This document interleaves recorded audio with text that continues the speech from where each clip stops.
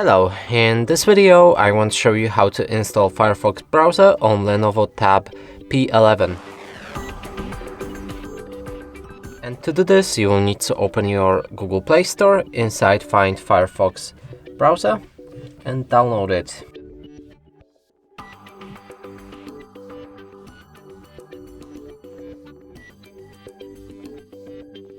When it's ready we can open it.